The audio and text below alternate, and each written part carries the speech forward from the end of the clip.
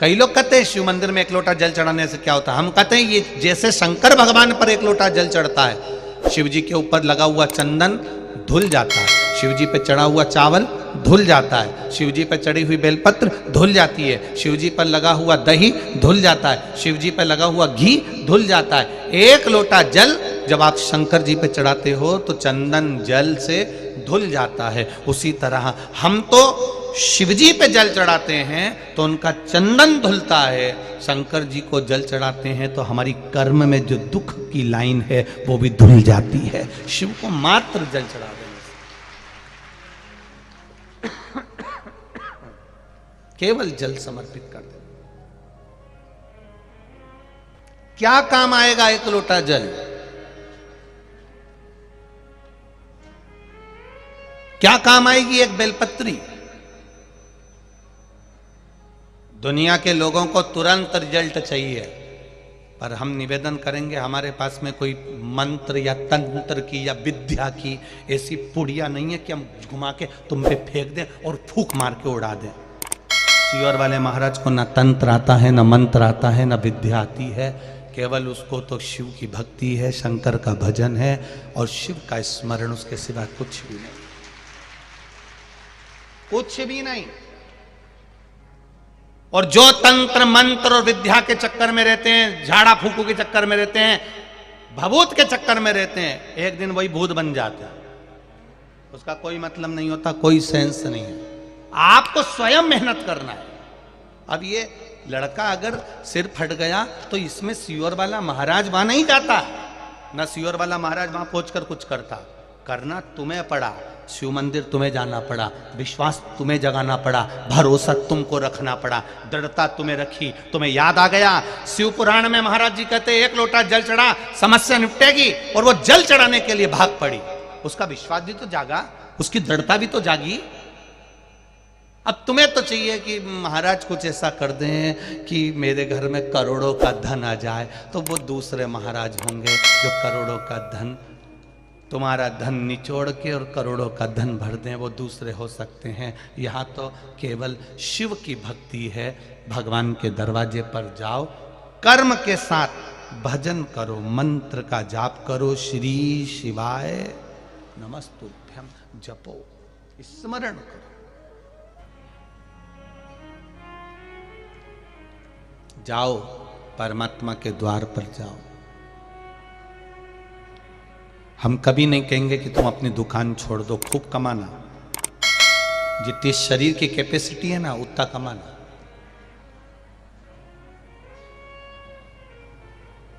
प्रतिदिन मोबाइल खोलोगे ना, आय बढ़ाने का साधन मोबाइल पर बता दिया जाता है। बोलो सही है कि गलत है? ना उस वक्त लड़के लड़कियां जानते हैं, बेटे जानते हैं।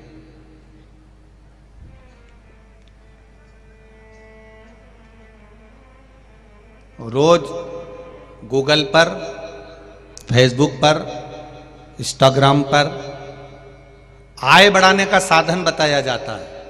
प्रतिदिन आप खोलोगे, उसमें लिखा हुआ आ जाएगा कि वहाँ की एक लड़की ने 1 करोड़ रुपए कमाए, कमाने का तरीका हमारे पास है। वहाँ के एक लड़के ने ये गेम चालू करा और उसने 5 करोड़ रुपए कमाए, वो 5 करोड़ कमाने का तरीका हमारे पास है। जो जल्दी धनपति बनने की सोचता है वो एक दिन रोडपति बन जाता है। याद रखिएगा दादा।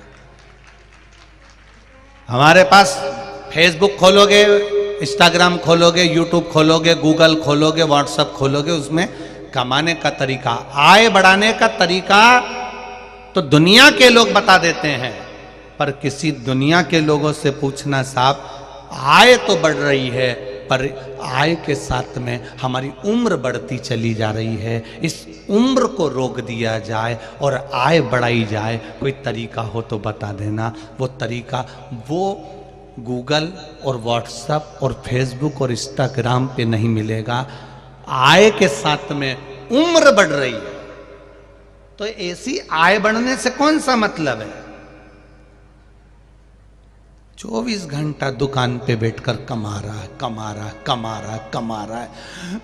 काले बाल थे, सफेद हो गए। मुंडा में सोफा सेट था, पूरा सोफा सेट निकल गया।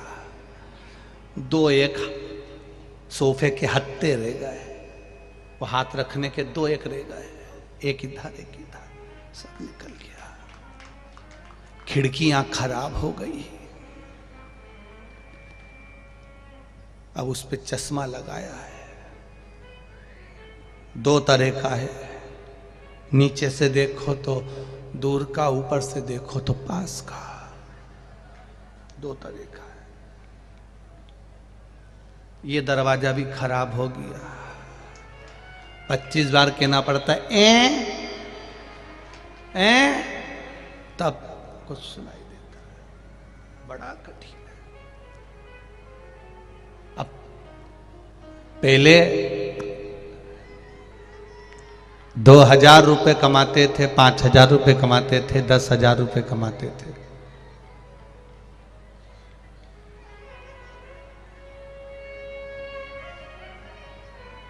पीछे की एलईडी बंद हो गई शायद, एलईडी यहां देखिए,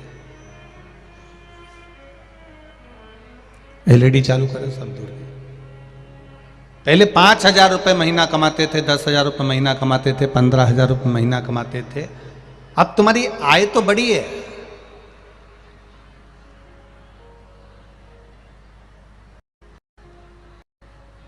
अब तुम्हारी आय बड़ी है, ऐसा नहीं कि आय नहीं बड़ी है, आय तो बड़ी।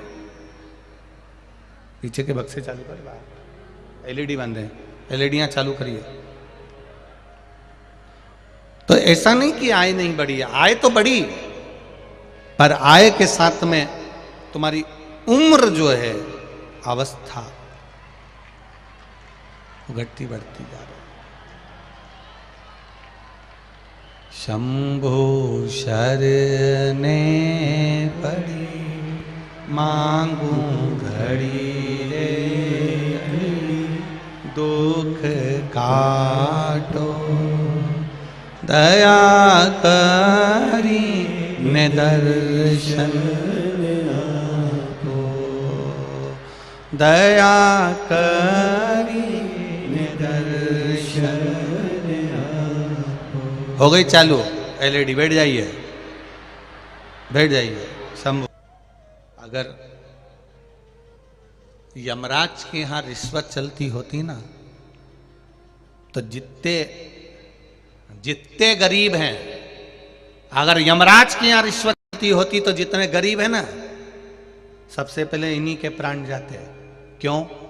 पैसे वाले 50 लाख रुपए उसकी अटैची भर के यमराज को दे देते और कह देते उसको उठाकर ले जा, जा ले जा उसको उठाकर। धनपति कभी मरता ही नहीं, करोड़पति कभी मरता ही नहीं, वैभवपति कभी मरता ही नहीं, सत्तापति कभी मरता ही नहीं।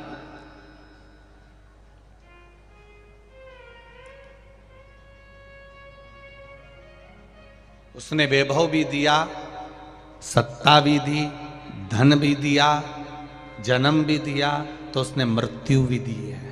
मौत से पीछे नहीं हटा।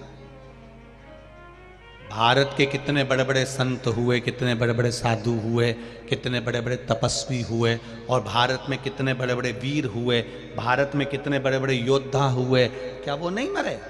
मृत्यु तो आई। धन इकट्ठा कर लेते और कह देते यमराज तू लेकर चले जा, मैं नहीं मर रहा।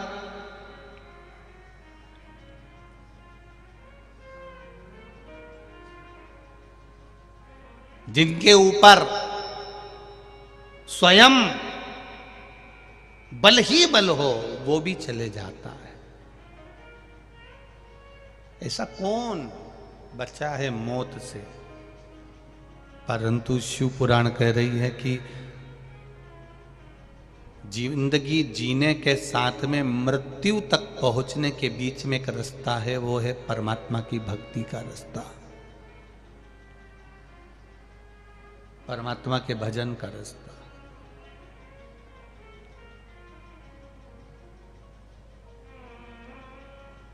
एक पैसे वाला व्यक्ति मरता है, कोई करोड़पति व्यक्ति मरता है, कोई धनपति व्यक्ति मरता है तो मरने के बाद उसका स्टेचू, उसका पुतला कभी चौराहे पर नहीं लगता। बोलो रे जम के लगा। कोई करोड़पति मर गया, धनपति मर गया, कोई वैभवपति मर गया, खूब पैसा उसने कमाया और उसका पुतला, हाँ कोई लालच में लगा दे चौराहे पे तो बात दूसरी है। धनपति का पुतला कभी चौराहे पर नहीं लगता।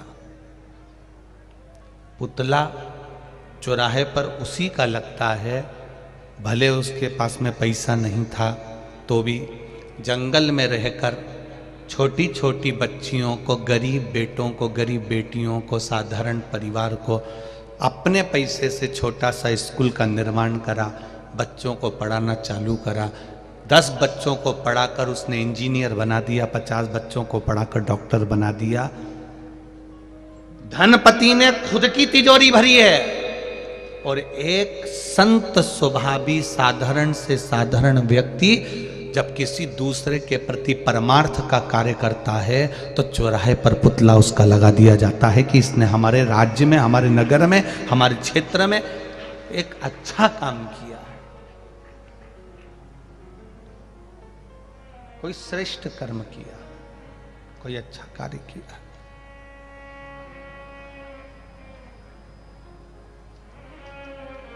धन की कोई मूलता नहीं।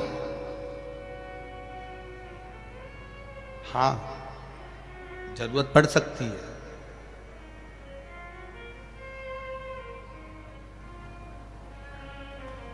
पर वो जरूरत पड़ने पर दुनिया का कोई व्यक्ति आपको अपनी तिजोरी का माल नहीं देगा।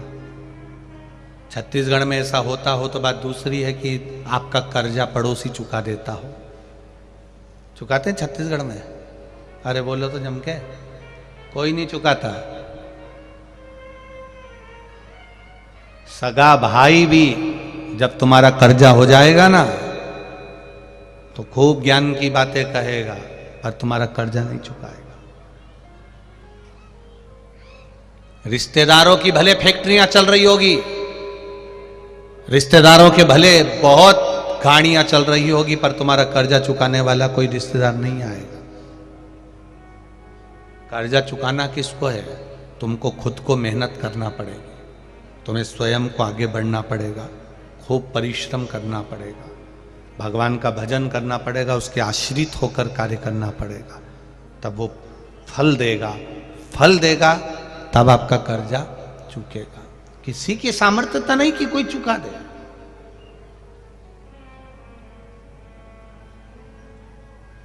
स्वयं को करना है, कोई दूसरे को नहीं।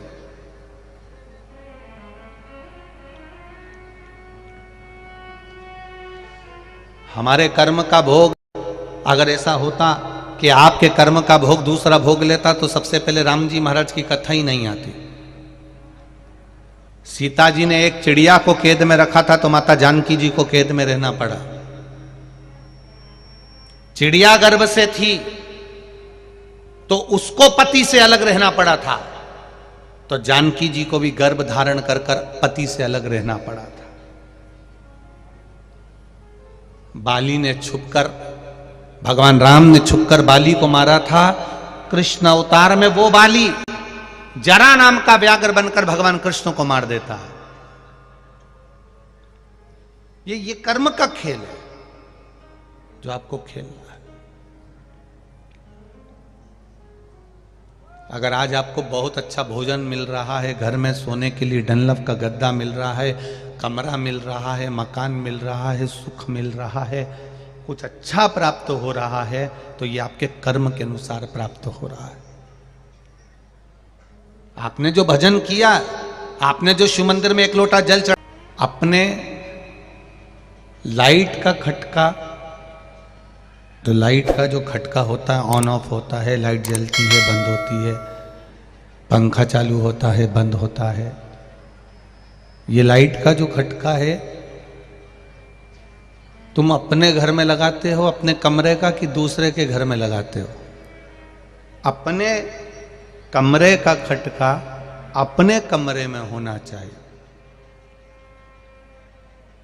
माँ के कमरे में, पिताजी के कमरे में जो लाइट लगी है उसका खटका भी पिताजी के कमरे में होना चाहिए।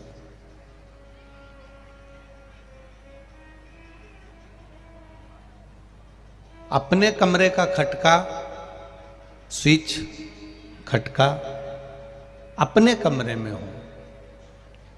भाई के कमरे का खटका, स्विच भाई के कमरे में हो। क्योंकि अगर हमने अपना स्विच, अपना खटका पिताजी के कमरे में लगा दिया या पिताजी के कमरे का खटका अपने कमरे में लगा लिया तो उसका कोई लाभ नहीं होगा। जब उनको चालू करना है तब वो चालू कर लें, जब उनको बंद करना है वो बंद कर लें। दूसरे पर आश्रित नहीं होना है कि वो लाइट चालू करेंगे या वो लाइट बंद करेंगे या वो पंखा चालू करेंगे या वो पंखा बंद करेंगे। ऐसी आश्रितता हमको नहीं चाहिए।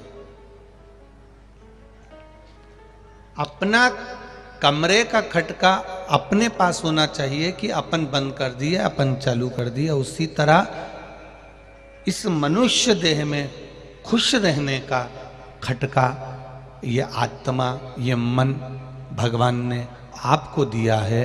आप स्वयं अपने आप में खुश रह सकते हैं, अपने आप में आनंदित रह सकते हैं। दूसरा आपको खुश नहीं कर सकता।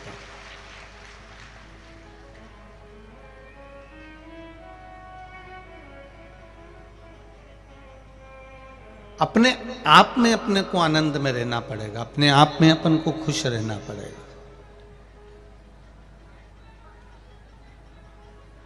पीछे का साउंड चेक करो, पीछे का साउंड बढ़ा दो, सबसे पीछे का साउंड बढ़ाइए।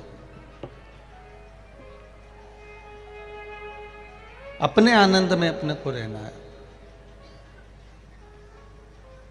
और जब हम अपनी खुशी के साथ अपनी जिंदगी जीते हैं, अपने आनंद के साथ अपनी जिंदगी जीते हैं, तो उसका एक सुख ही दूसरा है,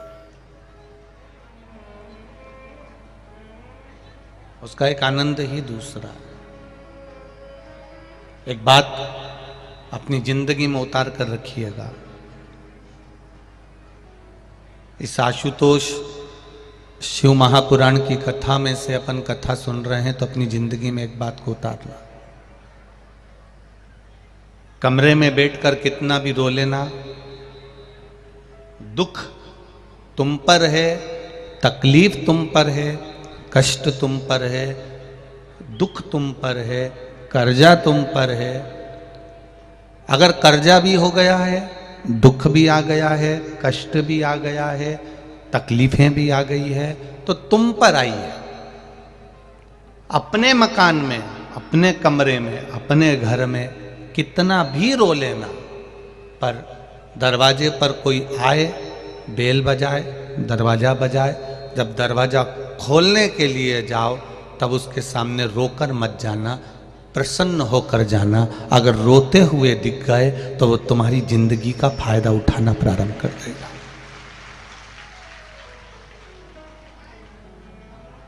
अगर तुम रोते हुए दिख गए, तुमने किसी से कह दिया साहब मैं कर्जे में हूं, तो फिर वो तुमको हल्के में लेने लगेगा, तुमको गिनेगा नहीं। तुमने किसी से कह दिया कि मैं दुखी हूं मेरी बहू से, फिर वो तुमको हल्के में लेने लगेगा, वो तुमको गिनेगा नहीं। मैं अपनी सास से दुखी हूं, वो हल्के में रहने लगेगा, तुमको गिनेगा नहीं। अपने दुख पड़ोसी कभी नहीं काटेगा।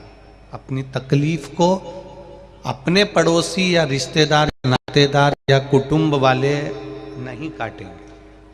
आपके जीवन में अगर दुख है, आपके जीवन में तकलीफ है, तो वो कोई दूसरा काटने वाला नहीं होगा।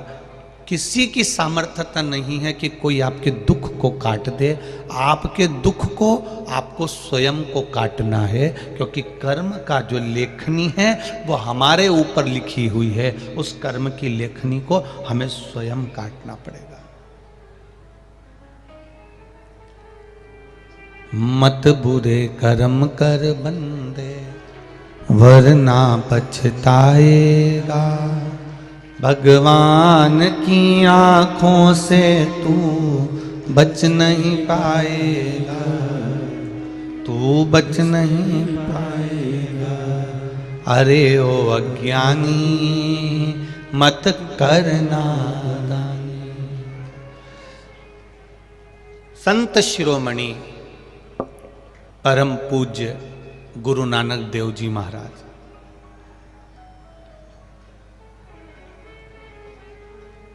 संत शिरोमणि परम पूज्य गुरु नानक देव जी महाराज से बाले ने एक बार कह दिया कि गुरुदेव, आप कहते हो कि सर्वस्व परमात्मा है, हर जगह पर ईश्वर है। हाँ, पर वो दिखता तो है ही नहीं। परम पूज्य संत शिरोमणि, संतों में संत आनंद कराने वाले गुरु नानक देव जी से बाले ने पूछा, आप कह रहे हो कि परमात्मा सब दूर है, तो वो दिखता क्यों नहीं, नजर क्यों नहीं आता? गुरु नानक देव जी ने कहा, बाले, परमात्मा सब दूर है, पर उसको देखने के लिए दृष्टि कोई गुरु ही दे सकता है। कभी प्रैक्टिकल करना, आपके पास में कितनी धूल उड़ रही है, आपके पास में छोटे छोटे कण इतने उड़ रहे हैं, इतने घूम रहे हैं कि आप अंदाजा नहीं लगा सकते। आपको दिख रहे हैं क्या? नहीं दिख रहा है। आपके पास में कोई कांच हो, उस कांच को धूप में से अपने पास में से कहीं रोशनी करना, और उस धूप की रोशनी के बीच में जो कांच और धूप के बीच में जो जगह मिले, उसमें देखना आपको वो छोटे छोटे कण उड़ते हुए नजर आएंगे। आते कि नहीं आते? कभी कभी आपने बच्चों के साथ में देखा होगा, बच्चे लोग जब वो कांच की रोशनी करते हैं तो उसमें बहुत छोटे छोटे कण नजर आ रहे हैं।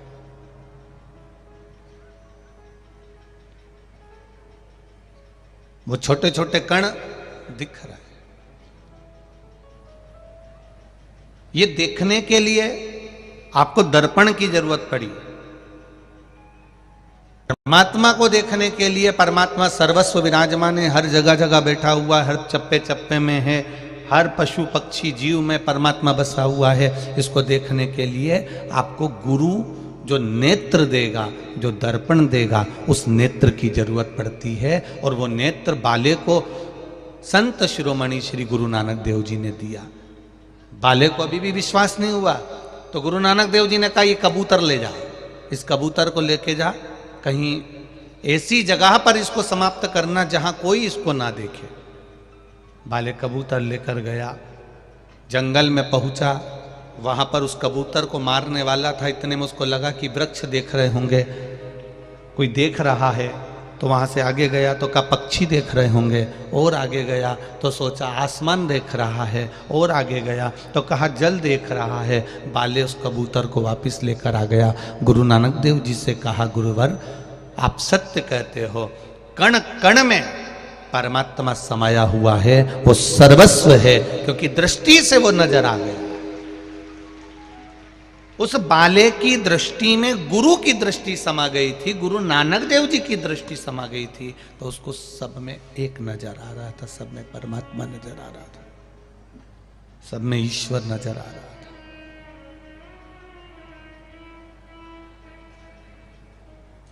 अकेले रो लोगे ना, चल जाएगा। कर्जा हो गया, तकलीफ आ गई, कष्ट आ गया, बीमारी आ गई, रोग आ गया, कोई दुख आ गया, आप खुद उसको भोगोगे और खुद उस दुख को समाप्त कर सकते हो। किसी दूसरे की सामर्थ्यता नहीं है कि वो तुम्हारे दुख को समाप्त कर दे।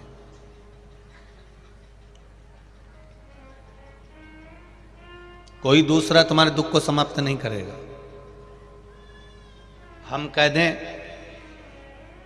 कि कोई आपसे कह दे कि सियोर वाला महाराज दुख को समाप्त कर देगा, तो मत मानना।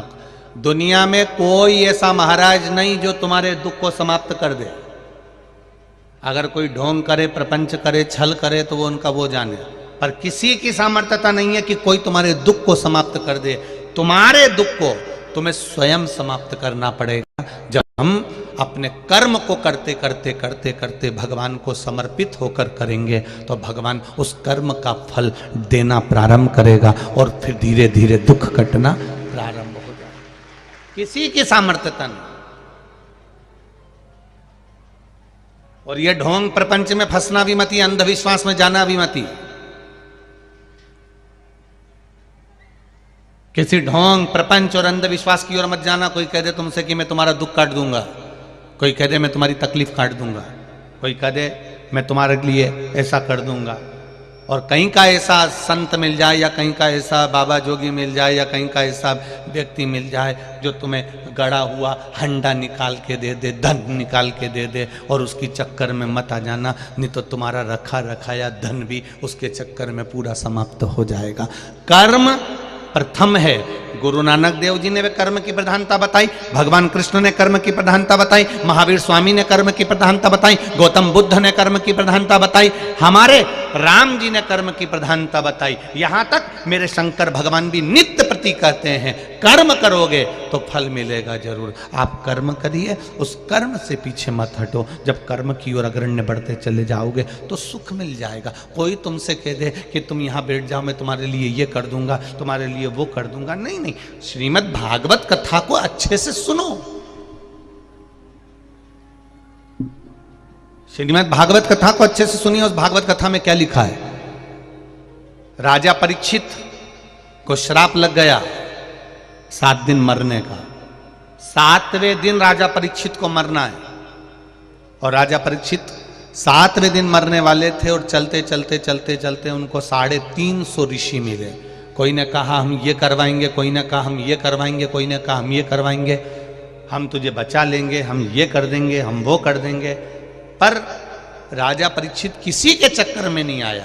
तब आखिरी में 350 ऋषि के बाद में 351वें नंबर के ऋषि मिले, श्री सुखदेव जी महाराज। उनने ये नहीं कहा कि राजन मैं तुझे बचा लूंगा, उन्होंने ये नहीं कहा कि तू बच जाएगा, तुझे श्राप लगा है, तू मरेगा, 7वें दिन ही मरेगा, ये पक्का है। पर इतना जरूर कह सकता हूं कि तू अगर 7 दिन बैठकर मेरे पास सत्संग कर लेगा, कथा सुन लेगा, भजन कर लेगा, तो 7 दिन तू भगवान की भक्ति में डूब जाएगा। तो ये पक्का है कि तुझे सांप भी डसेगा तो दर्द नहीं होएगा, भय नहीं होगा, तकलीफ नहीं होगी, कष्ट नहीं।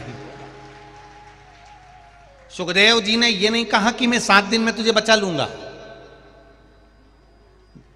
350 जितने मिले थे उन्होंने कहा था मैं तुझसे ये यज्ञ कराऊं, मैं तुझसे अनुष्ठान करवाऊं, मैं तुझसे ये करवाऊं, मैं तुझसे वो करवाऊं, मैं तुझसे ये करवाऊं, तुझे बचा लूंगा। पर सुखदेव जी ने कहा मृत्यु अगर आ गई है तो 7 ताले में भी बंद हो जाएगा, तो भी तुझे मरना तो पड़ेगा, पक्का है।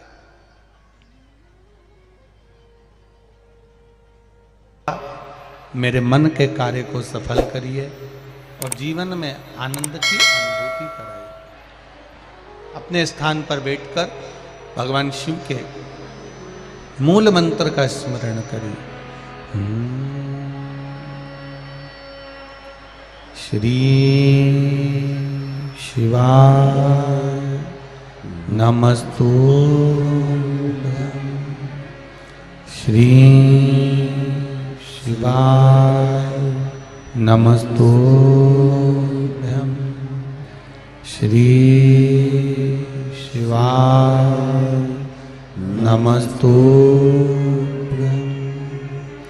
श्री शिवाय नमस्तुभ्यं, श्री शिवाय नमस्तुभ्यं। भोला सब दुख काटो मारा, ओ भोला सब दुख काटो मारा। शिव शंकर जपो तेरी माला, भोले बाबा जपो तेरी माला। भोला सब दुख काटो मारा, ओ भोला सब दुख काटो मारा। वैश्य है मंगल मंगलकारी, वैश्य है मंगल मंगलकारी। शमशान वासी हमारा, शमशान वासी हमारा, ओ भोला सब दुख काटो मारा, ओ भोला सब दुख काटो। हमारे दुख को हमें स्वयं काटो, शिव से प्रार्थना कर, भगवान शंकर से विनती कर। जब हम स्वयं परमात्मा की भक्ति में डूबना प्रारंभ कर देंगे, कर्म के प्रति जागरूक हो जाएंगे, तो जीवन का सारा सुख हमें अपने आप मिलने लगे, अपने आप प्राप्त हो जाए। देखिए,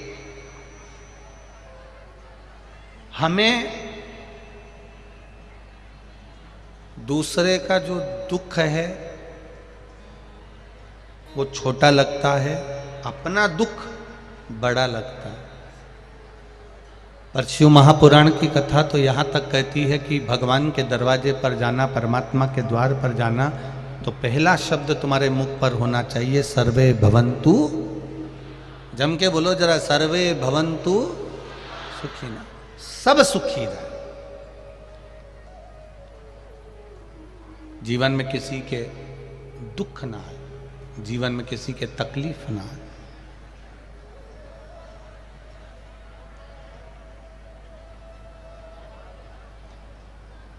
हमारा सनातन धर्म ये कहता है कि किसी भी धर्म की, किसी भी संप्रदाय की और किसी व्यक्ति की ना तो कभी हंसी उड़ाना है, ना कभी हमें अपमान करना। ना कभी हम हंसी उड़ाएं और ना कभी हम अपमान करें। एक बार गलती हो गई थी श्री काकभसुंडी जी से। रामचरितमानस का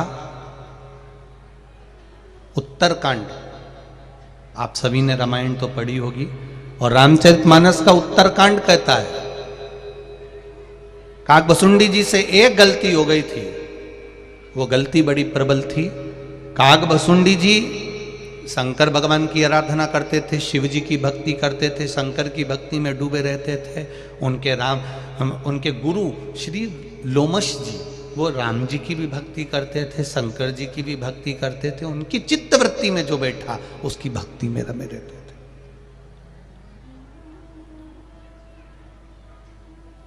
कभी कभी हमको ऐसा महसूस होने लगता है कि मैंने जो करा वो अच्छा करा और दूसरे ने करा वो सब बेकार करा। सास और बहू में जो झगड़ा होता है वो इसी बात पर होता है। सास कहती है मैं जितना कर लेती हूं मेरी बहू बिल्कुल नहीं करती, पर बहू का जो शरीर है उसके हिसाब से वो अच्छा कर लेती है। ये समझो ना कि जिसके शरीर की जितनी कैपेसिटी काम की, तेरी उम्र में जब वो आएगी तो पक्का है तेरे से ज्यादा काम करेगी। पर हम सोच रहे हैं कि अभी वो इतना काम करे। अब वो अभी तो शादी करके आई है, ब्याह करके आई है, 2 साल में, 4 साल में, 3 साल में तुम सोचती हो कि तुम्हारे जैसी हो जाए, तुम्हारे जैसा काम करने लगे। तो कमला, इस अंदाजे में मत रहना। फिर तेरा नाम कमला, उसका नाम लीला, फिर वो लीला दिखाना चालू कर देगी। क्या मतलब का? हमको लग रहा है कि हमारे जैसा काम करे, नहीं हो सकता, कभी नहीं होगा। वो तो ना भविष्य थे।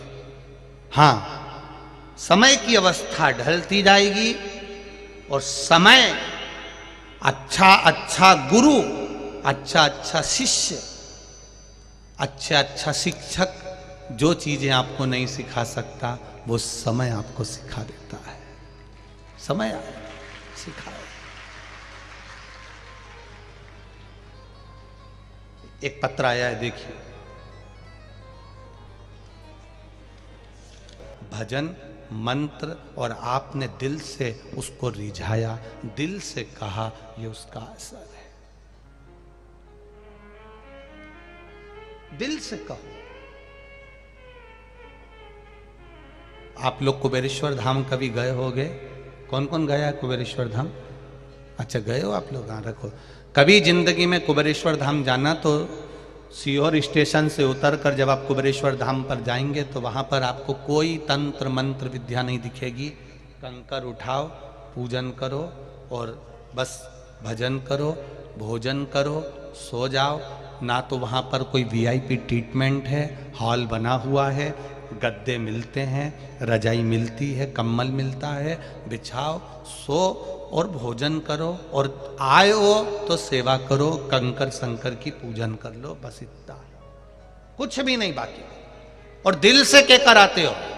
आप में भी कई लोग ऐसे होंगे जो एक बार नहीं कम से कम 3 से 4 बार गए होंगे कुबेरेश्वर धाम पर।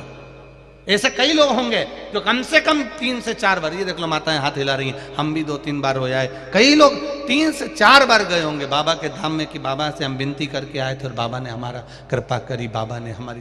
तो ये दिल से आप जो कह रहे हो, आप विश्वास रखकर जो करोगे उसका फल मिलेगा, भजन का।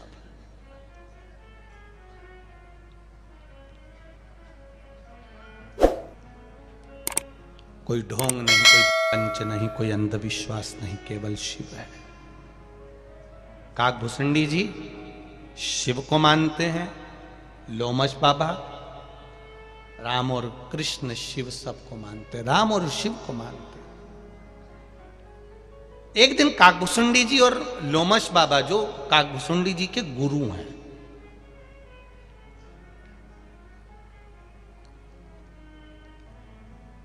काकभूषुंडी जी को गुस्सा आ गया कि मेरे गुरुजी तो राम जी का भी भजन करते हैं, शंकर जी का भी भजन करते हैं।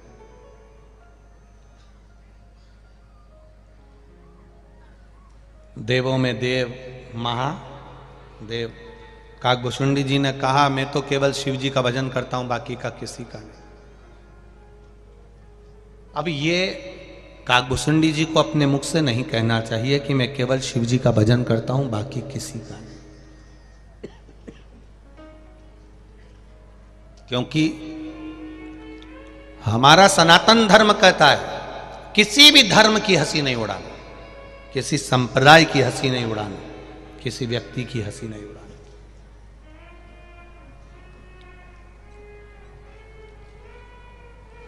हम क्यों हंसी उड़ाएं किसी की? कोई आंख से बेकार है, कोई जिह्वा से बेकार है, कोई श्रवण शक्ति से बेकार है, कोई हाथ से, कोई पांव से अगर विकलांग है, कोई शरीर से बहुत मोटा है, कोई बहुत दुर्बल है, कोई की बुद्धि कम है, कोई में बहुत ज्यादा बुद्धि है। तो हम क्यों हंसी उड़ाएं? किसके लिए?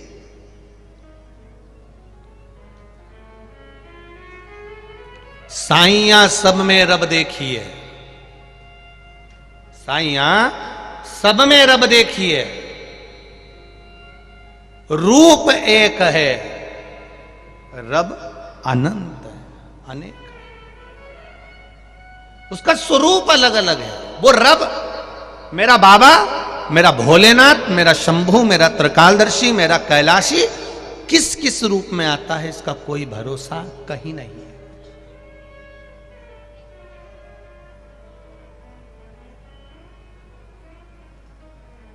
वो लाइन याद आती है, कभी प्यासे को पानी पिलाया नहीं। आगे सुना ना जरा छत्तीसगढ़ वाली जीजियो, बोलो रे जीजा हूं, तुम्हें याद है गा? हाँ बोलिएगा।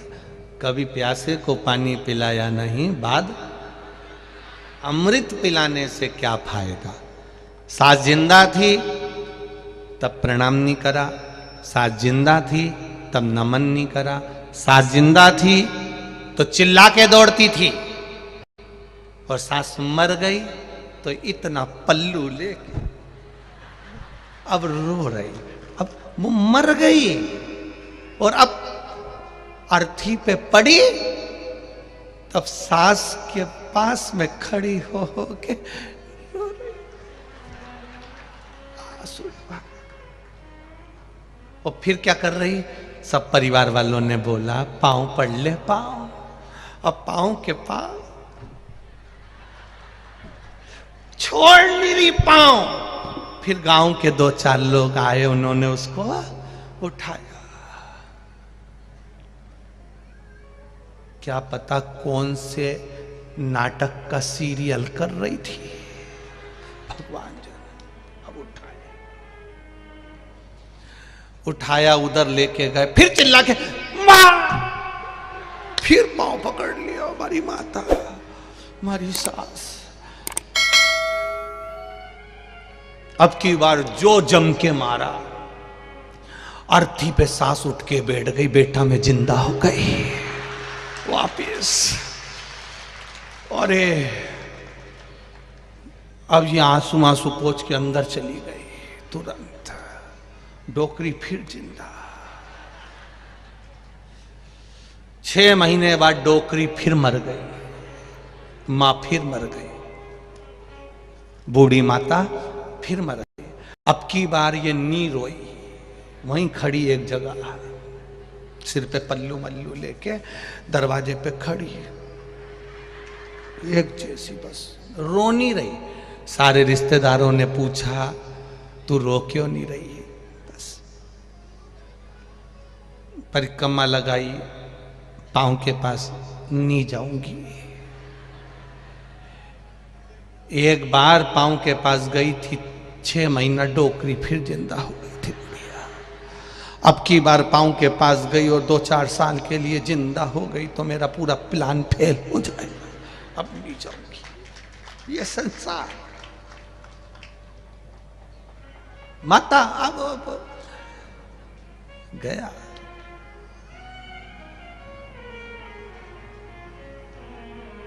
एक समय, एक अवस्था, एक समय की अवस्था होती है, वो व्यक्ति को बदलने का काम करती है। सास कितना भी प्रयास कर ले, बहू बदल जाए, गारंटी नहीं है, बिल्कुल नहीं बदलेगी। बदलेगी जब समय की अवस्था बदलेगी।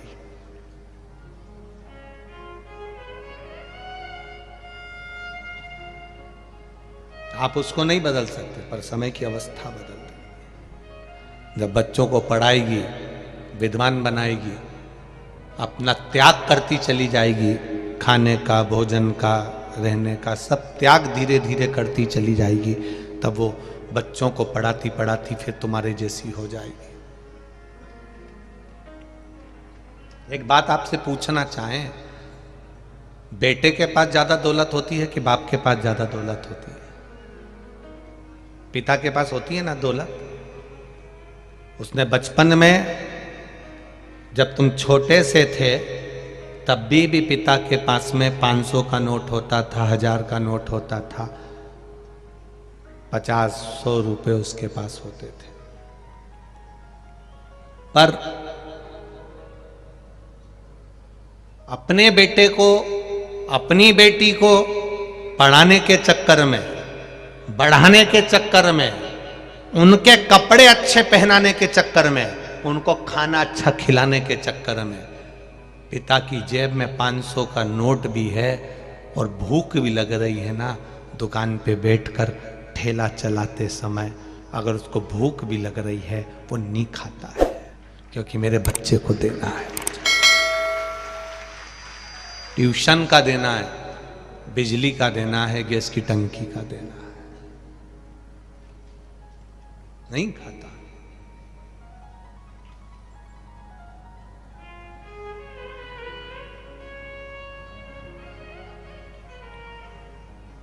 कितनी बड़ी बात आज आपको एक बताना चाहेंगे। ये छत्तीसगढ़ की भूमि पर कथा बाच रहे हैं, एक दिल की बात कहना चाहेंगे। हमारे पिता जब चने का ठेला लगाते थे तो उस ठेले को घर से धकाकर, हमारे पिताजी का आँख का ऑपरेशन हुआ था, तो उस समय तो बहुत बड़ी बात हो जाती थी आँख का ऑपरेशन होना। आजकल तो आँख का ऑपरेशन के बाद लोग काम कर लेते हैं, पर उस समय तो दोनों आँख के ऑपरेशन होना, मोतियाबिंद के, और फिर वो धक्का कर ले जाएं। हम जब स्कूल पढ़ते थे तो पापा का, पिताजी का चने का ठेला लेकर जब पान चौराहे पर जाते थे, और पान चौराहे पर जब ठेला खड़ा करते थे तब भूख भी लगती थी पिता को। हम खुद देखते थे कि पिताजी को भूख लग रही है, तब चना भी उठाकर नहीं खाते थे। हम कई बार हमारे बड़े भैया ने पूछा, पापा भूख लग रही है, आप चना खा लो। तो पिताजी का शब्द होता था, 2 रुपए का चना बिगड़ जाएगा, वो 2 रुपए आएंगे तो काम आएंगे। घर का चना भी ठेले का नहीं खाता था बाप, पिता पिता होता है। पिता वो चना भी नहीं खाता था। एक बेटे की जिंदगी बनाने के लिए, एक बेटी का विवाह करने के लिए कन्यादान करना है उसको। बेटी की शादी में लोग आएंगे, उनको खाना खिलाना है। खाना खाने वाला तो प्लेट में भोजन को डस्टबिन में छोड़कर चले जाता है, भरी की भरी 200 रुपए की प्लेट छोड़कर चले जाता है। पर उस बाप से पूछना जिसने 1-1 रुपया जोड़ा है अपनी बेटी की शादी के लिए कि आएंगे तो खिलाना पड़ेगा। 1-1 रुपया जोड़ा है उस पिता ने, 1-1 रुपया। केवल बेटी का शादी करना है, बेटे का काम धंधा लगाना है, बच्चों को पढ़ाना है, अच्छे कपड़े पहनाना है। 500 रुपए उसकी जेब में है, पर 1 रुपया खर्च नहीं करता पिता। 1 रुपया। क्या उसको पानी पतासा याद नहीं आता जो तुम ठेले पर खड़े होके 50 रुपए का खाकर आ जाते हो? तुम्हारे पापा, तुम्हारे पिता को वो पानी पतासा अच्छा नहीं लगता? तुम्हारे पिता को क्या चाउमीन अच्छी नहीं लगती? तुम्हारे पिता को क्या वो बर्गर अच्छा नहीं लगता? तुम्हारे पिता को क्या वो पिज्जा अच्छा नहीं लगता? तुम्हारे पिता को क्या बाजार में मिलने वाली गजक अच्छी नहीं लगती? तुम्हारे पिता को बाजार में मिलने वाला क्या भोजन अच्छा नहीं लगता? याद उसको भी आती है, खाना वो भी जानता है, जेब में पैसा भी है, फिर भी नहीं खाता है, क्योंकि मेरी औलाद को पढ़ाना है और उसका विवाह रचाना है। नहीं खाता, छोड़ देता। और जिस दिन तुम पिता बनोगे और अपनी औलाद के लिए तुम्हारी जेब में भी पैसा होगा, मैं नवयुवक लड़कों से पूछना चाहूंगा जिनकी शादी हो गई, जो 40 साल, 42 साल, 45 साल की उम्र में चल रहे हैं, 50 साल की उम्र में चल रहे हैं, उनकी भी जेब में पैसा है तो भी जोड़ जोड़ कर चल रहे हैं बच्चों के लिए। नहीं खाते। इन 45 साल वालों से, इन 50 साल वालों से पूछना, ऑफिस में काम कर रहे हैं, पुलिस की नौकरी, इसकी नौकरी, डॉक्टर की नौकरी, ये नौकरी, गवर्नमेंट की नौकरी कर रहे हैं, एक चाय भी पीते हैं तो 50 बार सोचते हैं कि चाय पिएंगे तो 10 रुपए कट जाएंगे। छुट्टी नहीं लेते गवर्नमेंट की, छुट्टी लेंगे तो पैसा कट जाएगा। किसके लिए? केवल अपने बच्चों के लिए। और बच्चे कहते हैं, पापा तुम एक प्लाट नहीं ले सके, तुम एक मकान नहीं ले सके? जरा उस बाप से पूछना जो कहता है मैंने 4-4 बच्चों का पेट भरा, उनकी शादी करी, उनका पालन पोषण करा, तुम लोगों के लिए करा, इसलिए मैं मकान नहीं बना पाया, प्लाट नहीं ले पाया, जमीन गाड़ी नहीं कर पाया, तुम्हारे लिए करा है।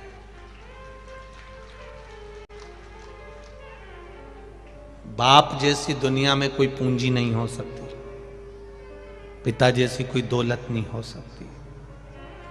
जिंदा है तब तक लगता है तुमको कि तुमने कमाया है, चले जाएगा तब मालूम पड़ेगा कि ये सारी दौलत उसी की तो थी, उसी के आशीर्वाद की थी। आज सबसे बड़ी खुशी की एक बात कहना चाहूंगा, बड़ी खुशी की बात कहना चाहूंगा। लोग पूछते हैं शिव पुराण क्या देती है? हमारे पास जो पत्र आते हैं, हमारे पास में जो मैसेज आते हैं, हजारों लाखों पत्र और मैसेज रोज सीओर में आते हैं प्रतिदिन। खुशी इस बात की होती है कि नवयुवक लड़के, नवयुवक बेटियां, नवयुवक बेटे अब बूढ़े माता पिता के प्रति समर्पित होना चालू हो गए। लोग पूछते हैं शिवपुराण क्या देती है? हम कहते हैं उनका समर्पण बड़ा है, उनका त्याग बड़ा है, उनका प्रेम बड़ा है, उनकी वात्सल्यता बड़ी है, उनकी करुणा बड़ी है। जो बच्चे गलत मार्ग पर जा रहे थे वो वापिस थोड़ा ना थोड़ा अपने पिता का और मां का आदर करना सीख गए। माता पिता का आदर करना सीख गए।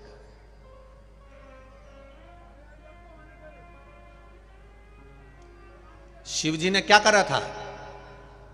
शंकर भगवान का सबसे पहला जनमानस को देने वाला गुण है, शिव जी ने देवताओं के लिए अमृत छोड़ दिया और खुद, बोलो जम के बोलो जरा, विष पी गए। पिता ऐसा ही होता है, अपने बच्चों के लिए जोड़ जोड़ जोड़ जोड़ सब दे देता है, खुद खून का घूंट पी जाता है। ठीक है, करूंगा बाद में, तुम लोग खा लो, मैं खा लूंगा बाद में, तुम लोग कर लो, कर लेंगे बाद में। ये पिता का गुण है, विष पीना वो जानता है। तो मंदिर में रहने वाले शिव और तुम्हारे घर में रहने वाले शिव, तुम्हारे पिता कोई दूसरे नहीं है, वो शंकर का ही एक अवतार है, शिव का एक तत्व है, शिव का एक स्वरूप, उसको पहचान।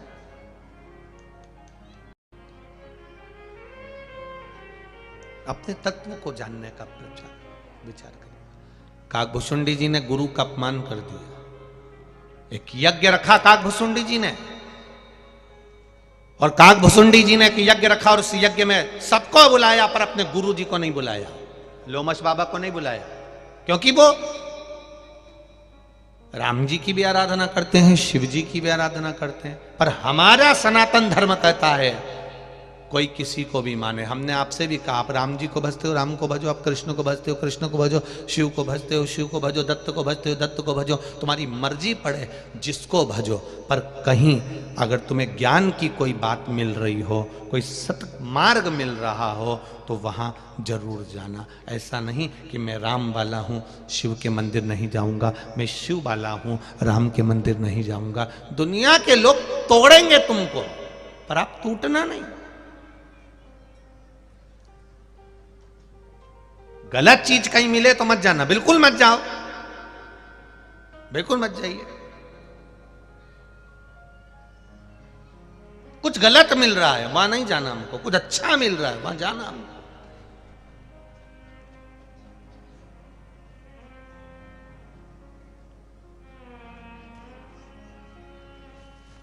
आज कोकड़ी में कम से कम 4.5 लाख लोगों से ज्यादा लोग इस कोकड़ी की कथा में आए हुए हैं। 4.5 लाख से ज्यादा लोग। टेंट बड़ा बड़ा के वो नागपुर का टेंट वाला साहू जी थक गया, इतना रोज टेंट लगाता है वो, कभी इधर बढ़ा देता, कभी इधर बढ़ा देता, कभी उधर बढ़ा देता। टेंट बढ़ते बढ़ते भोजनशाला में घुस गया। गलत है, भोजनशाला टेंशन में है कि दोनों टेंट एक मिला दिया, अब कहां जाओगे? तो वो टेंट वाला साहू भी बोला अब हम इधर नहीं आएंगे, अब हम उधर जाएंगे।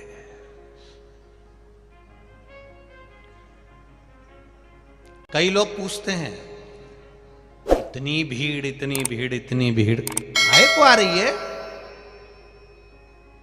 पेट्रोल तुम्हारा, डीजल तुम्हारा, गाड़ी तुम्हारी, ड्राइवर तुम्हारा, समय तुम्हारा, घर छोड़ के 200-200, 500-500, 700-700, 800-800, 900 किलोमीटर दूर से आ रहे हो। कितनी दूर दूर से। आपकी दृढ़ता, आपका भरोसा आपको लेकर आता है, और ये विश्वास है कि बाबा देगा जरूर, कृपा करेगा जरूर।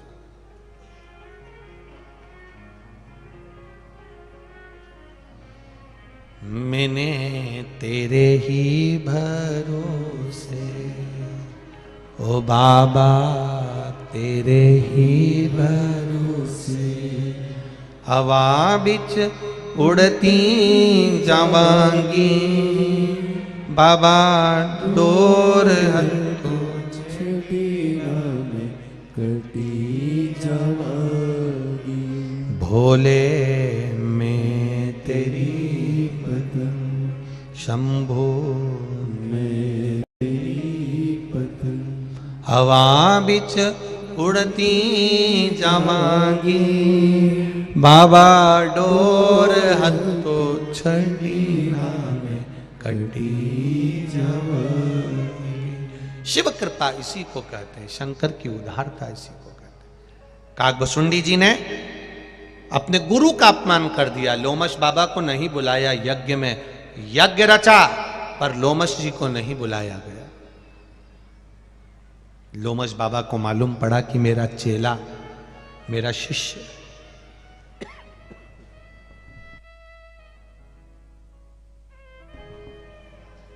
लोमश बाबा को मालूम पड़ा कि मेरा शिष्य यज्ञ कर रहा है।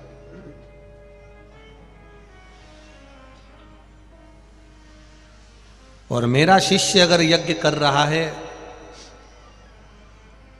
तो मुझे जाना चाहिए। गुरु है, चेला, शिष्य भले बेर रख ले, शिष्य भले बेरी हो जाए, शिष्य भले कपटी हो जाए, शिष्य भले धोखा दे दे,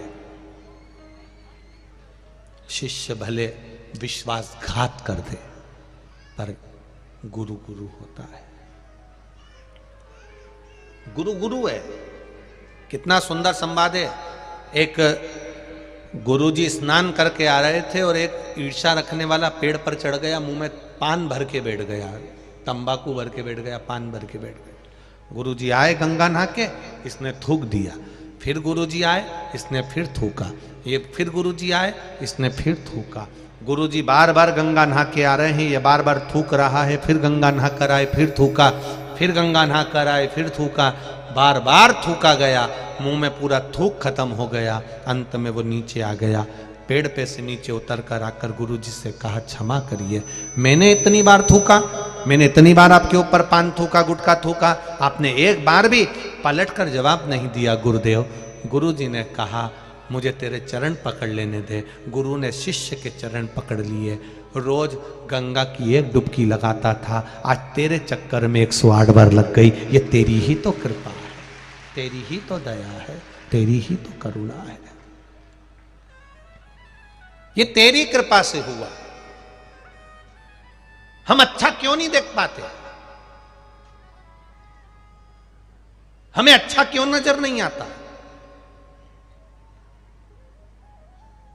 हम अच्छा क्यों नहीं देख रहे हैं? एक बहुत बड़ी बात है, थोड़ा अपने जीवन में उतारिएगा इस बात को। हमें दूसरे में, दूसरा व्यक्ति गलती करा, दूसरा व्यक्ति अगर बेकार काम करा, दूसरा व्यक्ति यदि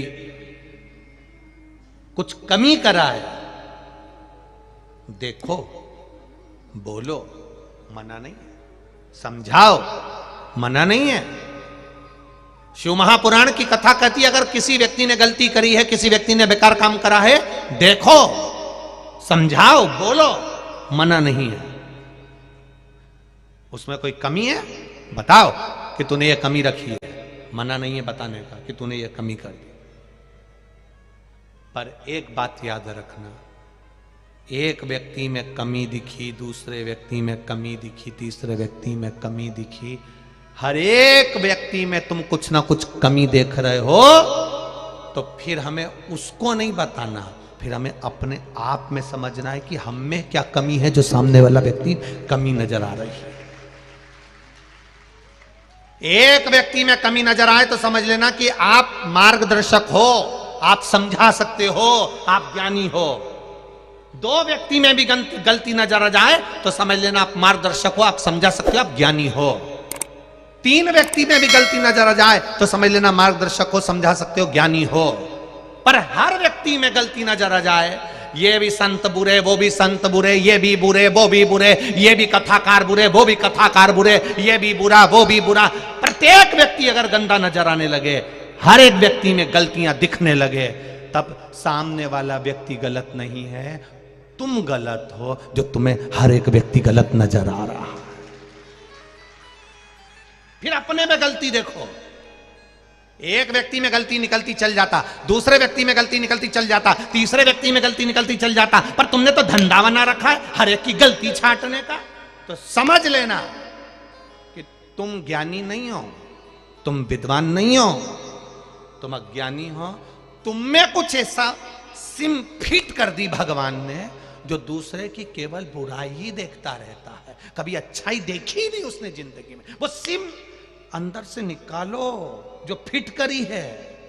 वो सिम के कारण तुम नेटवर्क गलत हो रहा है। एक व्यक्ति ठीक नजर नहीं आए, एक व्यक्ति में गलती दिखे, एक व्यक्ति अगर तुम्हें बुरा नजर आ रहा है, समझाओ। तुम ज्ञानी बनकर समझाओ, विद्वान बनकर समझाओ, तुम महाज्ञानी बनकर समझाओ, मना नहीं है। पर एक व्यक्ति में गलती दिखी, फिर एक संत में से गलती निकाली, फिर दूसरे संत में से गलती निकाली, फिर तीसरे महाराज में से गलती निकाली, चौथे कथाकार में से गलती निकाली, पांचवें उसमें से गलती निकाली। तुम 24 घंटा बैठकर गलतियां गलतियां गलतियां छाट रहे हो, तो मतलब समझ लेना ऑफिस ही गड़बड़ है, डिपार्टमेंट गड़बड़ हो गया है।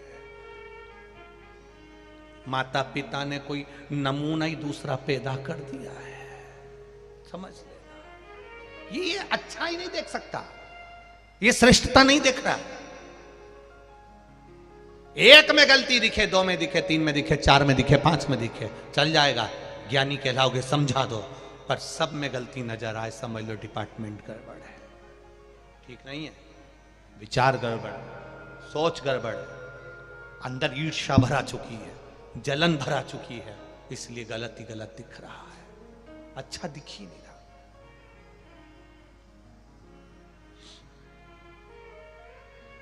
अपने आप को समझाने का प्रयास करिएगा। उत्तरकांड श्री रामचरितमानस का ये संवाद अपनी जिंदगी में उतारिएगा। काकभसुंडी जी लोमश बाबा को नहीं बुलाए, चेला गुरु को नहीं बुलाया।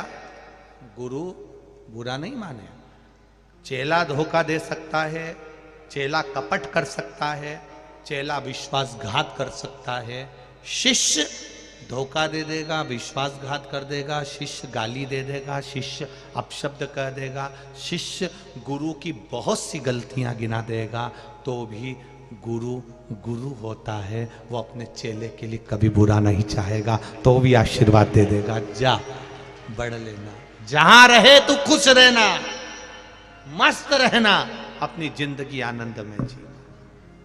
वो गुरु होता है, वो गुरु है।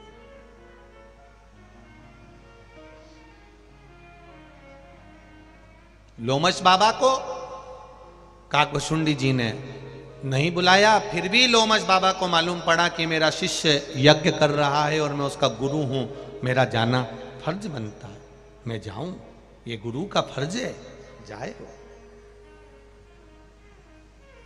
बहू गुस्से में आ जाती है तो सास से बात करना बंद कर देती है। बोलो री छत्तीसगढ़ की जी हो, सही है कि गलत है?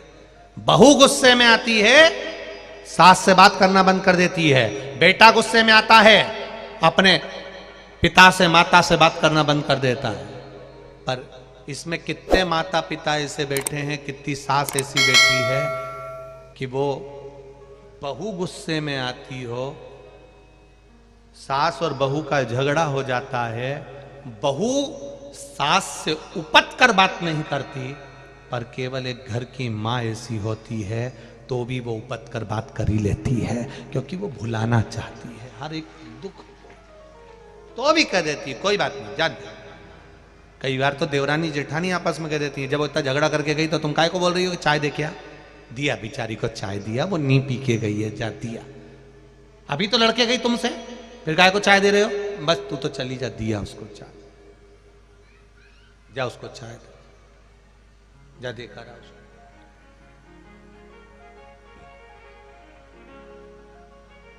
अरे उसने झगड़ा करा है, करने दे।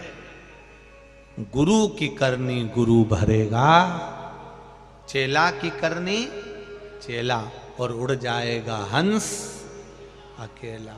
जिसके कर्म का दंड जो भोगेगा, अपन क्यों पूरे बने के कर, उसने ऐसा कर दिया, उसने वैसा कर दिया, उसने ना ना ना।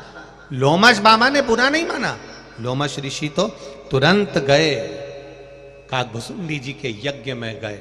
काकभसुंडी जी यज्ञ में पूजन करा रहे थे, ब्राह्मण देवता उनके पास में बैठे हुए थे, ये आहुतियां डाल रहे थे, आहुतियां डाल।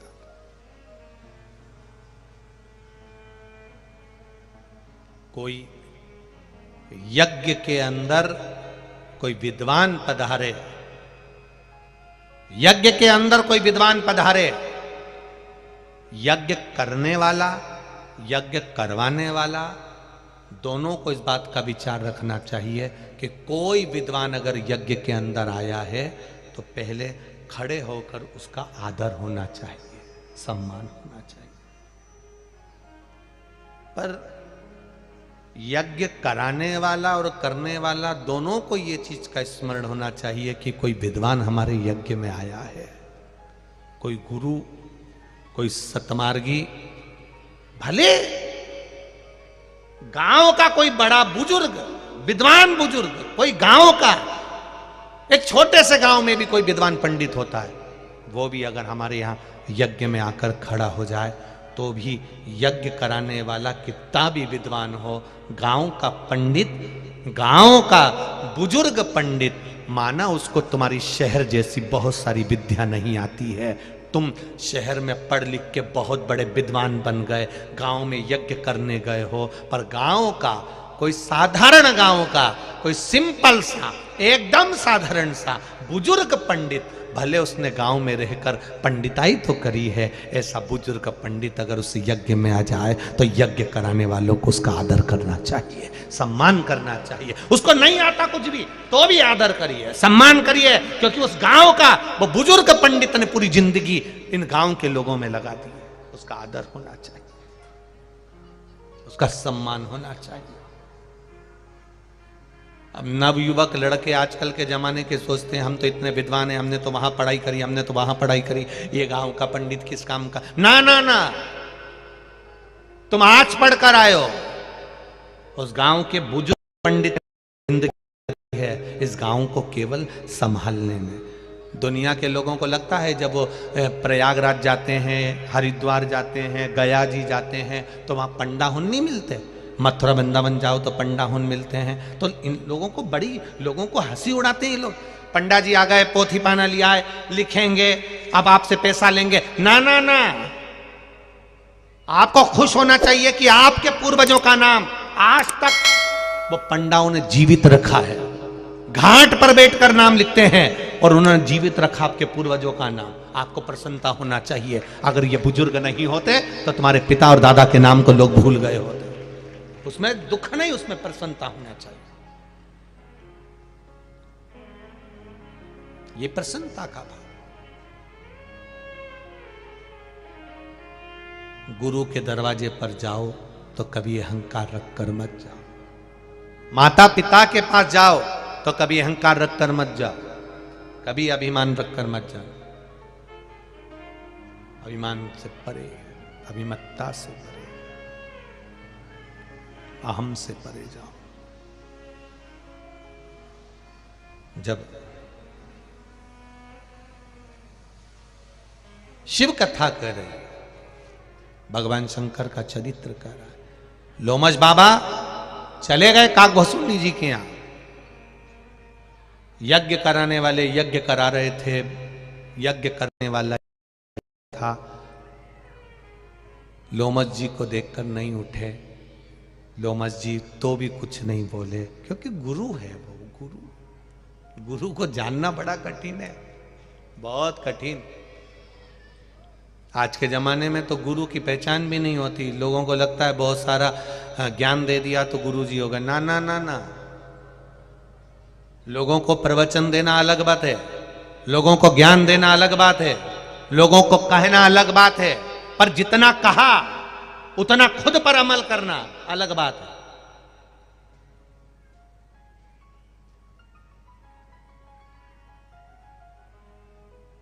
एक पंडित जी ने, एक कथाकार थे, उन्होंने प्रवचन में कह दिया, उन्होंने कहा चतुर्मास चल रहा है, बैंगन नहीं खाना चाहिए।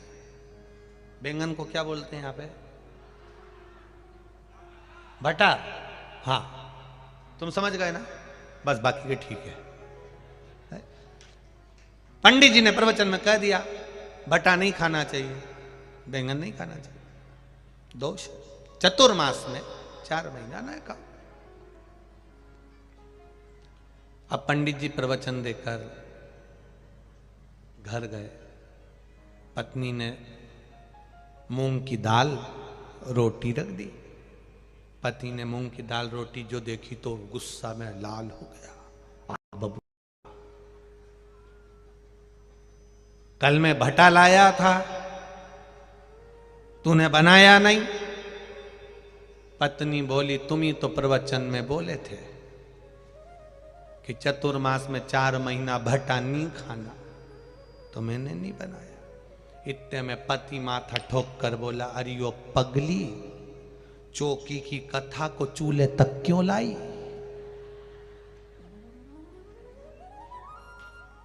मतलब कथा दूसरे के लिए हो सकती, खुद के लिए नहीं है। जितना प्रवचन में कहे एक प्रवचन करने वाला, जितना कथा कहने वाला कथा में कहता है, उतना खुद भी अमल करे, तब राष्ट्र सुधरने में देरी नहीं करेगी, राष्ट्र संवर जाएगा, राष्ट्र सुधर जाएगा। मेरे नामदेव जी, मेरे तुकाराम जी, नानक देव जी, बुद्ध जी, महावीर स्वामी, आदि कादिक जितने भी, रामकृष्ण परमहंस जी, चैतन्य महाप्रभु जी, मीराबाई, कर्माबाई, ये सब इन्होंने पहले अपने आप को संवारा है, फिर राष्ट्र को संवारा। वीर शिवाजी, महाराणा प्रताप, इन्होंने अपने आप को संवारा, फिर राष्ट्र। हम क्या पहले राष्ट्र को संवारने का काम करते हैं। मेरा लड़का सुधर जाए, मेरा बेटा गलत जगह नहीं जाए, मेरा बेटा मदिरा नहीं पिए और बाप रात में टन्न होके आए, तो ये बताओ औलाद बिगड़ेगी कि नहीं बिगड़ेगी? हम सुधार रहे हैं, आशा हमने रखी है मेरा बेटा सही व्यवहार करे। हम कह रहे हैं मेरी बहू ऐसी आना चाहिए है जो मेरे पांव पड़े, मेरी बहू ऐसी आना चाहिए है जो मुझे प्रणाम करे, मेरी बहू ऐसी आना चाहिए जो मीठा बोले, मेरी बहू ऐसी आए जो इतना अच्छा भोजन बनाए, मेरी बहू आए तो मेरे जी हजूरी करे, मेरी बहू आए तो सब जगह आनंद हो। अब मेरी बहू आए तो पांव पड़े, मेरी बहू आए तो प्रणाम करे। तुम कितना अपनी सास को प्रणाम कर रही हो? तुम कितना अपने बड़ों का आदर कर रहे हो? तुम कितना अपने बड़ों का सत्कार कर रहे हो? जब तुम नहीं कर रहे तो वो जगदम्बा करेगी? अरे जाने दो, तुम्हें चंद्र घंटा बना के रख देगी, कुछ नहीं करने वाली। तुम करोगे तो होगा। हम सुधरेंगे, बोलो बोलो जम के बोलो, युग सुधरेगा। हम बदलेंगे, युग बदलेगा। कब बदलेगा?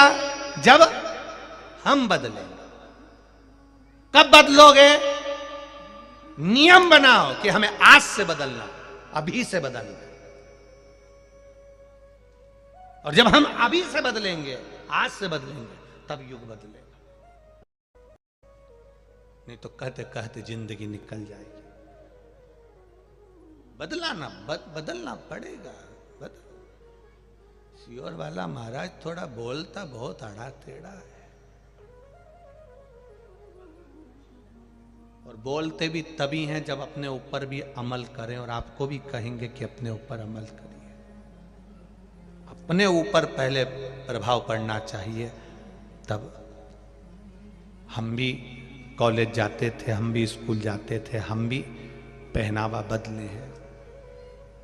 हमने भी अपनी जिंदगी का सारा आनंद सुख जो था वो छोड़ा, ये परमात्मा की शरणागति ली। तब आप लोगों से कहा परमात्मा की शरणागति जाओ।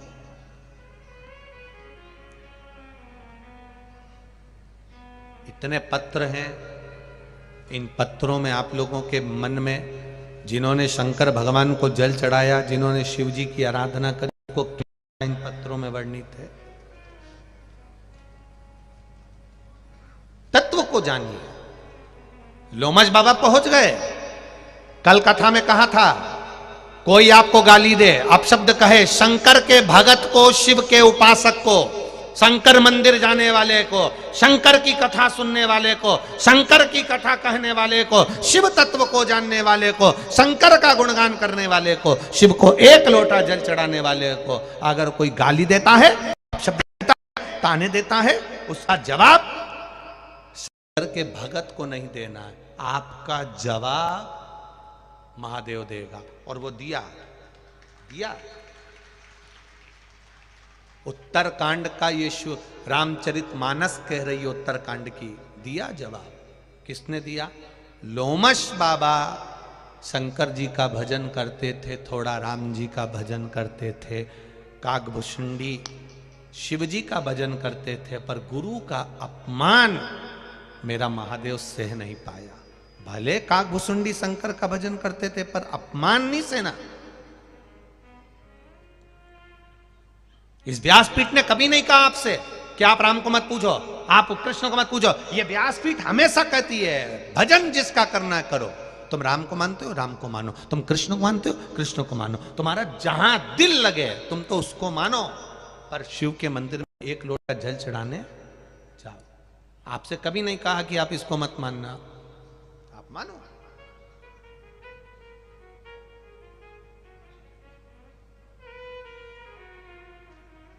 श्री शिवाय नमस्ते, मानो आप सब। लोमश जी के लिए शंकर भगवान आकाशवाणी कर दी है। अब आई बारी, कल की कथा आज आई है, तुम्हें जवाब नहीं देना है। तुम खुश होना, तुम आनंदित होना, तुम प्रसन्न होना। जवाब देने के लिए वो बैठा है। एक कथा याद आती है, एक पति पत्नी मॉडर्न खूब डेंटिंग पेंटिंग करे हुए, लाइन खींची, डब्बा भरे हुए, इधर से नीली, इधर से थोड़ी सी ब्राउन ब्राउन। हमारे तो बाल भी नहीं है, नहीं तो लटका के बता देते हैं। ऐसी नीचे से, फिर इधर से, फिर तलम्बा सुरमा, और गले में एक नेकलेस, वो भी गला दबता हुआ।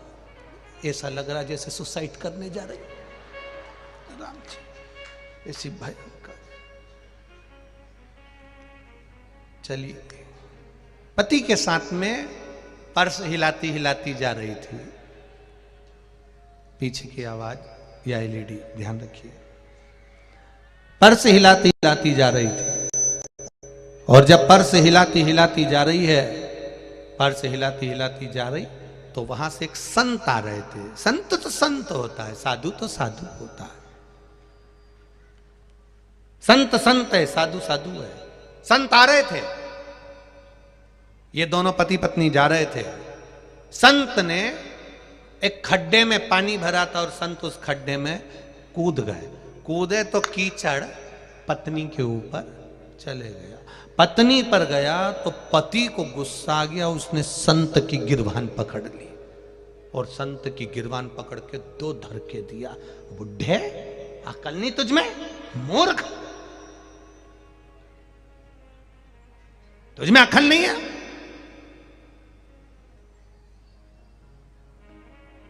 तेरी अकल मारी गई क्या? तेरी बुद्धि मारी गई क्या? और हाथ मोड़ दिया। संत कह रहे, भैया मैंने क्या करा वो तो बताओ। मेरी पत्नी पर छींटा गया, कीचड़ चले गया, गवार हो तुम, अकल नहीं तुम में? संत कुछ नहीं बोला, क्षमा मांग ली, गलती हो गई। क्षमा मांग रहा है? दिख नहीं रहा था तेरे को? अंधा हो गया था तू? संत चला। अब पति पत्नी दोनों चलते चलते चलते चलते चलते चलते आगे ही उनकी सोसाइटी थी, लंबी बिल्डिंग में, ऊपर कहीं फ्लैट में रहता था। पति पत्नी दोनों चढ़े, संत अपनी मस्ती में चला जा रहा था। पति का सीढ़ी पे से पांव फिसल गया और पति लुढ़कता हुआ नीचे आ गया, सिर फूट गया, सब समाप्त हो गया, मर गया। प्राण छूट गए। पत्नी चिल्ला चिल्ला के रोने लगी। वहीं से संत निकल कर जा रहा था। वही पूरी सोसाइटी वालों ने संत को रोक कर कहा, हो गया ठंडा, अब तो तेरा दिल खुश हो गया होगा। संत ने पूछा, क्या हो गया, क्यों मुझे ऐसा बोल रहे हो, क्यों ताने दे रहे हो? अरे बेचारा, जिस लड़के ने तेरी गिरबान पकड़ी थी, थप्पड़ मारा था, हाथ मरोड़ा था, वो बेचारा ऊपर से गिर के मर गया। ये सब तेरे कारण हुआ।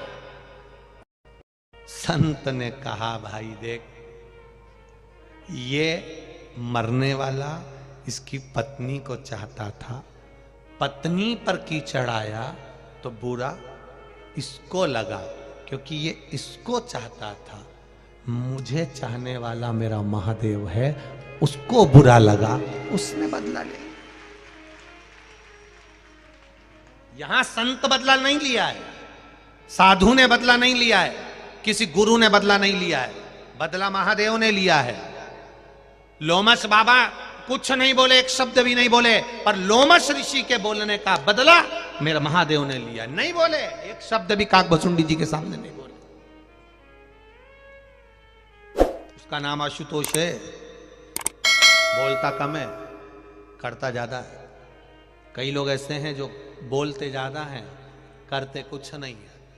घोषणा पत्र पढ़ते हैं, जब ढेर सारे पढ़ देते हैं मंच पे खड़े होकर, हम ये भी कर देंगे, हम वो भी कर देंगे, वो भी कर देंगे, वो भी कर देंगे, वो भी कर देंगे, वो भी कर देंगे, सब कुछ कर देंगे। मालूम पड़े फिर पता ही नहीं पड़ता कहां गए। कहना और करने में अंतर होता है। कह देना अलग बात है, कर देना अलग बात है।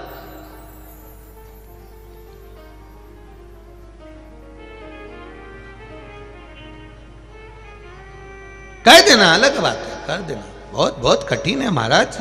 बहुत लोग आते हैं कुबेरेश्वर धाम पे, बहुत 24 घंटे लोगों का आना जाना रहता है। कई लोग हमारे सम्मुख में भी आकर बैठते। वैसे तो हम मिलते जुलते कम है, हम किसी से भी नहीं मिलते। यहाँ पर भी तुम जजमान परिवार से पूछना, नहीं मिलते किसी से भी। कई लोग आके कहते हैं, अरे गुरुजी एक बार कथा तो दो, टाइम तो दो, ऐसी कथा करवाएंगे, ऐसी कथा करवाएंगे कि अभी तक तुमने ऐसी कथा कहीं देखी ही नहीं होगी। हमने भी आशीष से कहा, हमने कहा हो गया कल्याण, कथा तो दो एक बार। महाराज कथा कभी धन से नहीं होती है, कथा कभी पैसे से नहीं होती है। धन से होती होती तो ये कोकड़ी में नहीं होती, बालोदा बाजार में होती।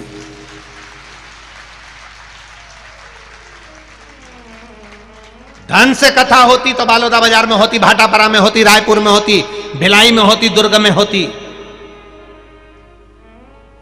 कहीं कोबरा में, कहा क्या बोलते बाकोरा कोबरा क्या बोले, हाँ जो भी हो समझ जाओ, ठीक है, कहीं वहां हो रही होती। अब कोरवा सही पकड़े हैं।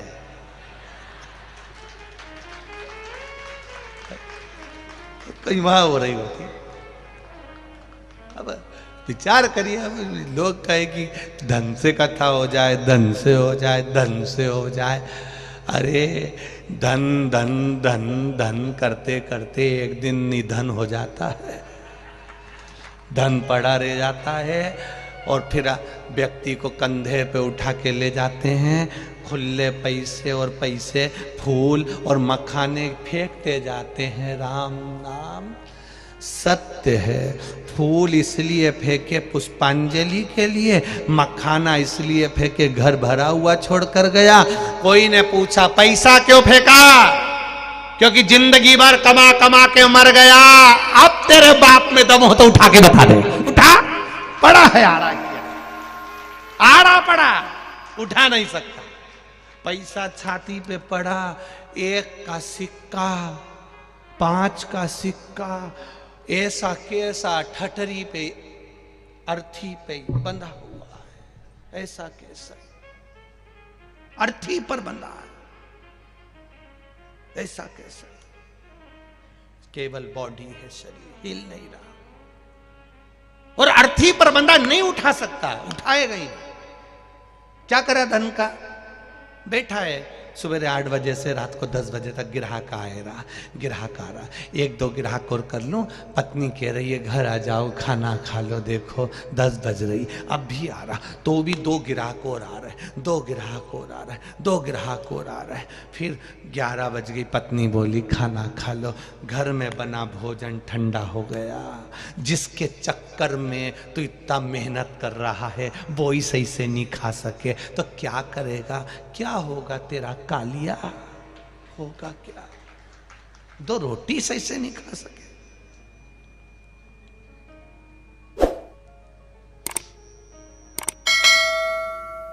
दो घंटे शादी में जाने में तैयार होने में लगते हैं। जी जियो, कितने घंटे? 2। वो दुकान से नहीं आता उससे पहले तुम्हारा मुंह धुल जाता। शादी में जाना है, 2 घंटे पहले तैयारी चालू होती है। कितनी देर के लिए जाते हो?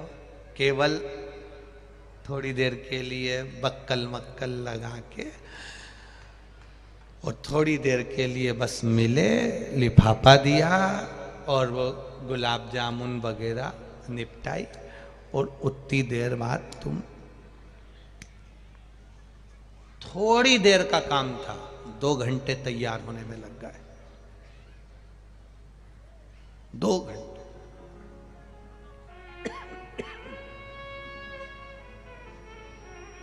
शिव कथा कर रही है, थोड़ी देर का काम था, 2 घंटे तैयार होने में लग जाते हैं। 2 घंटे तैयार होने में लगते हैं।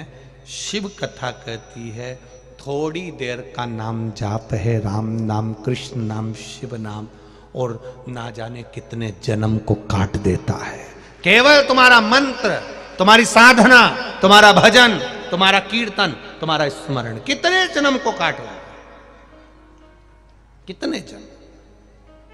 कागभुसुंडी जी महाराज, लोमश बाबा का जवाब शिव जी ने कहा, ए कागभुसुंडी, तू मेरा उपासक है, मेरा अपमान में नहीं देख सकता, एक गुरु का अपमान में नहीं देख सकता। गुरु, माता, पिता, इनका अपमान अच्छा नहीं। मैं तुझे श्राप देता हूं कागभुसुंडी, तू अजगर बनेगा। अब देखिए, कागभुसुंडी ने अपमान करा, उठा नहीं, प्रणाम नहीं करा, गुरु का आदर नहीं करा, सम्मान नहीं करा, सत्कार नहीं करा, आदर नहीं करा, गुरु का शिव जी ने श्राप दिया। तुम्हें जवाब नहीं देना है, तुम तो लोटा भर के पानी चढ़ाओ शंकर जी को। कोई गाली देगा, अपशब्द कहेगा, ताने देगा, अपने आप मेरा महादेव निपटेगा, तुम्हें कुछ नहीं कहना। एक नियम बना लो इस कथा से, आशुतोष शिव महापुराण की कथा से, कि मुझे जवाब नहीं देना। अब जवाब देगा तो कौन देगा? बोलो जम के, जम के बोलो। महादेव देगा, मैं जवाब नहीं दूंगी, जवाब वो देगा।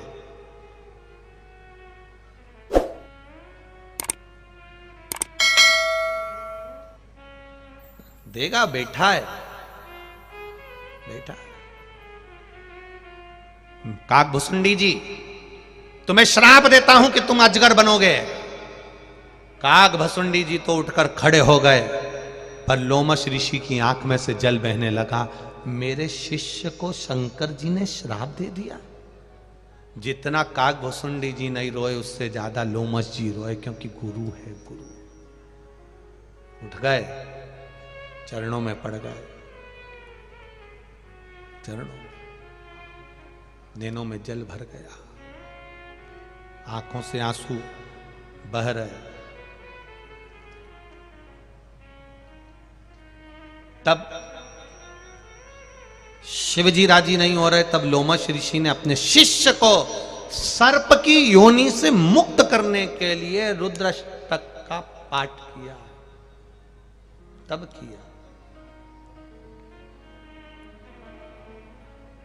तब लोमश जी ने हाथ जोड़कर कहा,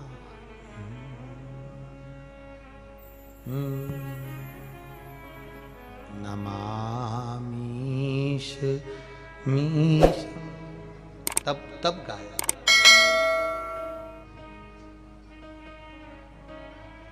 नयन में जल,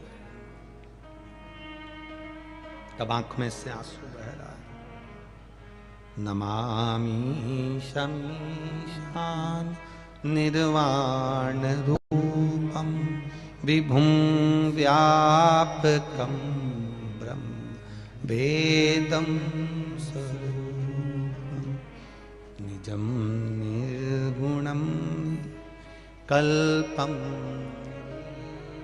तब आंख से आंसू बह रहे, जल निकल रहा, रो रहे हैं, प्रभु गलती हो गई काकभूषुंडी जी से, क्षमा करिए, क्षमा करो, हे शिव क्षमा करो, हे त्रिकालदर्शी क्षमा करो। आंखों से जल बह रहा।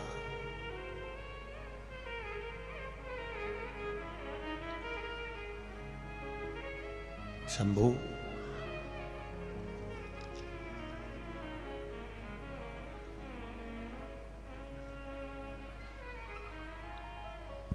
मेरे बाबा, मेरे शंकर, मेरे त्रिकालदर्शी, मेरे शंभू, मेरे त्रिकालदर्शी, मेरे कैलाशी, हे अविनाशी, कुछ कृपा करो प्रभु।